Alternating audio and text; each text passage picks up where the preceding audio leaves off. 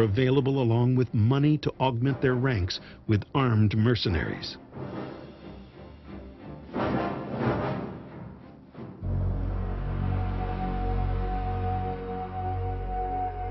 In all the feudal world, there was nothing like these two military orders. They held their lands forever. They could ignore the power of a king. They fought only when they wanted to. And no ruler cared to or dared to offend them. The Hospitallers began their military work in the service of pilgrims, and Brother Gerard could not have envisioned any other function for the soldiers who wore the habit of St. John. It was Raymond Dupuy who added the protection of the faith to the original Hospitaller duty, the service of the poor and sick.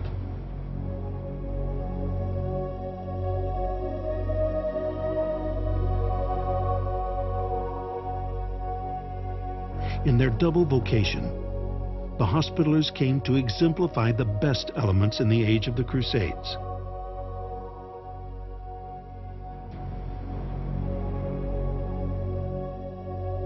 If glory and adventure beckoned, the induction ceremony for the Knights of St. John showed that there were strict priorities and responsibilities to be observed.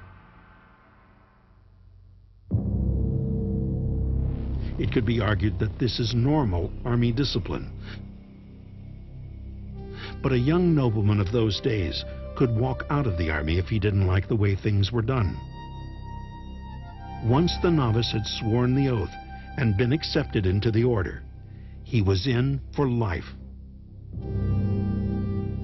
In severe cases, disobedience could carry the death penalty.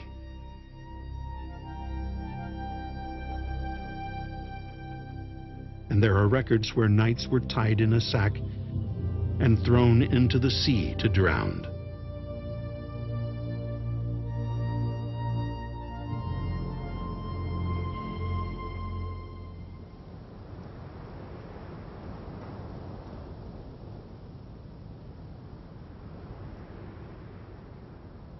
At the end of the 12th century, the nomadic tribes of the Gobi Desert had united under Genghis Khan, and the standard of the 9 yak tails had swept like a roaring whirlwind through Asia.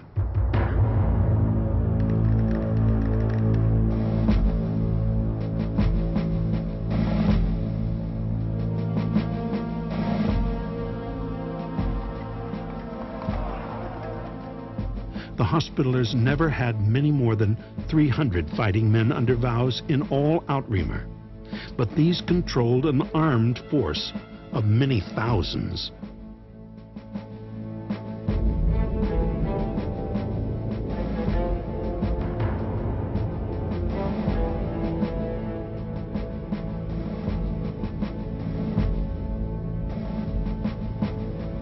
The order was at the zenith of its power when Saladin drove the Christians from Jerusalem in 1187. The knights fell back to Acre, where they played so important a role in that town's defense that it became known as St. John d'Acre. On May 18th, the Saracens launched their final assault, and the fate of Acre was sealed.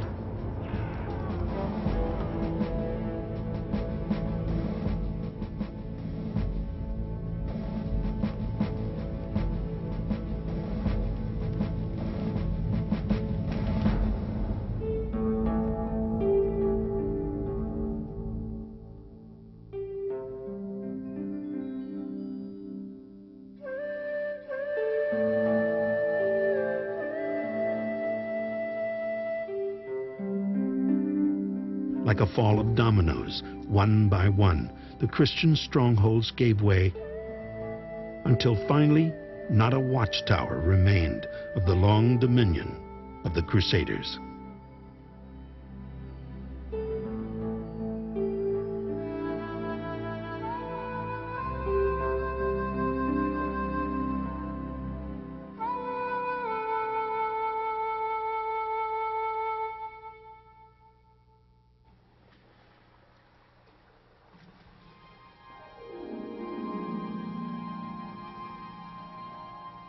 The Hospitaller Knights of St. John faced two principal problems. The first was to rebuild the order after the appalling bloodletting at Acre. As the rear guard, they were the last 7 knights to leave Outremer.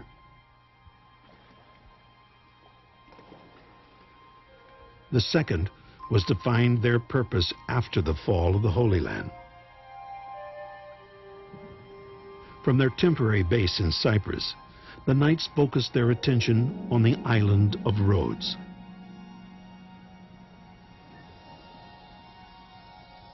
The location and natural resources made Rhodes a perfect base for the order.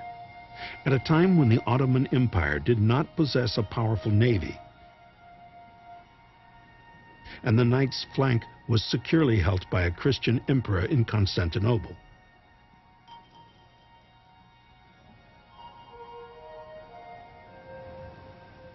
Rhodes, where the Aegean and Mediterranean meet, is situated on the borders of 2 worlds.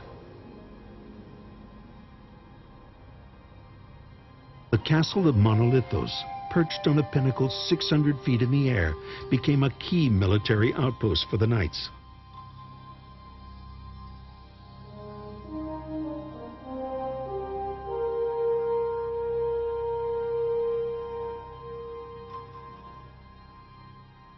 Divided from the continent of Asia Minor by a channel only 20 miles wide, the island is strategically placed between the pilgrims' routes to the Holy Land and the knights' old enemy, the Ottoman Turk.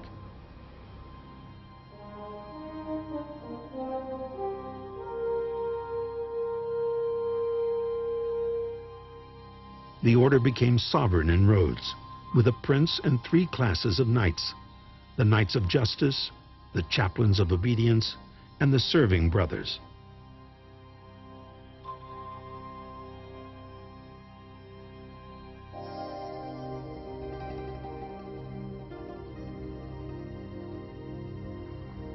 Rhodes has a rich historical tapestry, yet the occupation of the Knights of St. John has left the most permanent impression. Fort St. Nicholas sits on the tip of the Mandrake Harbor Mole. From the time of its construction, the small detached fort was a key point in the defense of the old city.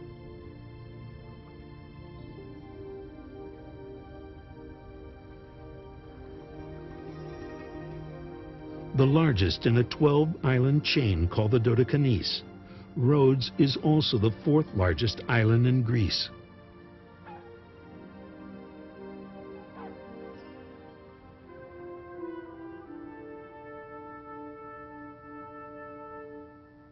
The castle area is within its own defensive ring of walls.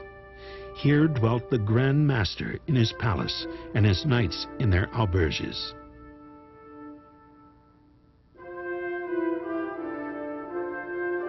The military knights who came to dominate the order completely had to prove noble birth without taint of illegitimacy for 4 generations.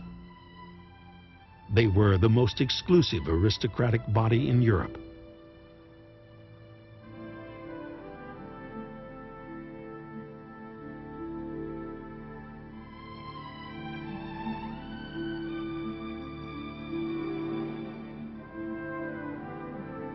"19 Grand Masters ruled Rhodes, most of them of French extraction. All left their mark, but some left their mark in stone." The city walls were the final fortification of Rhodes. The various gates and bastions divided the walls into 8 sections. Each section was to be defended by one of the order's 8 langs. The moat encircling the old city was 120 feet wide and above sea level. It was filled with water only as a defensive measure employed by the knights.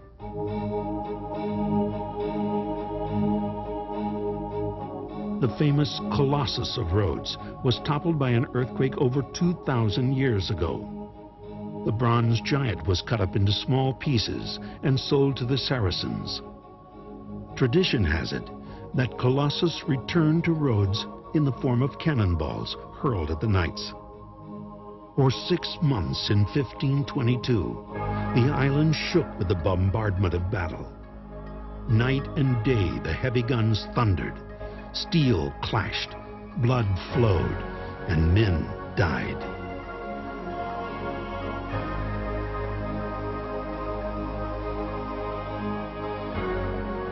"500 years have passed since the knights left Rhodes forever, but the old city has changed little since their departure.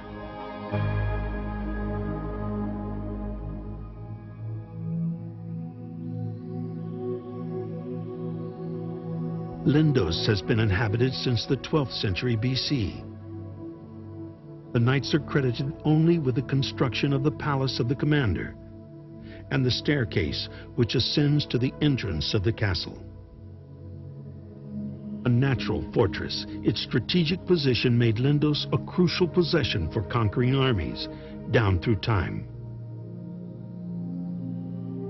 The Acropolis of Lindos was one of the autonomous states colonized by a Hellenic tribe called Dorians. The castle's highest point is the Temple of Athena. The beauty of Lindos is in the blending of nature and the works of man. They stand together on a rock 350 feet above the water below.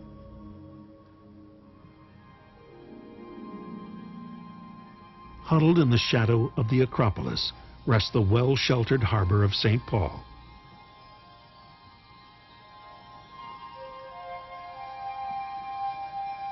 St. Paul, on a mission to bring Christianity to Rhodes, is said to have landed here about 58 AD.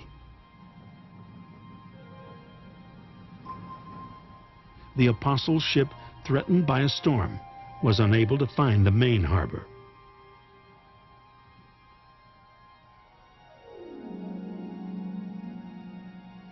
A miraculous bolt of lightning split the rocks asunder and created this tiny bay, expressly for the saints' benefit.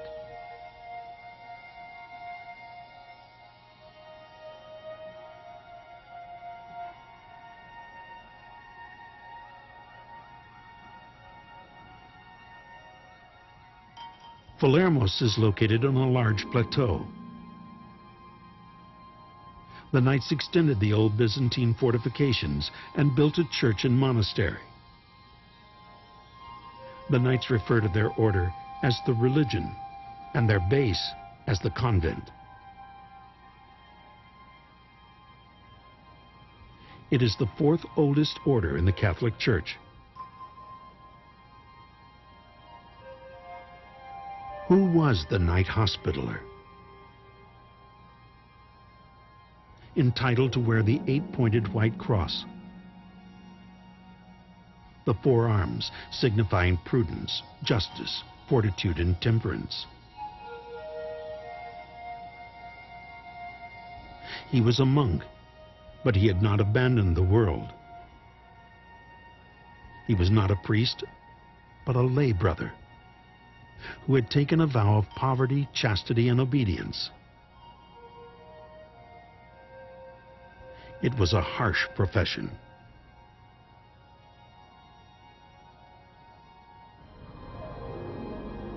Our Lady of Palermos is said to have been painted by St. Luke in the 1st century AD. Lost to the knights since 1941, Our Lady was discovered in an Orthodox monastery in former Yugoslavia. Our Lady is one of the 3 great treasures of the order. Known as the Madonna of the Knights,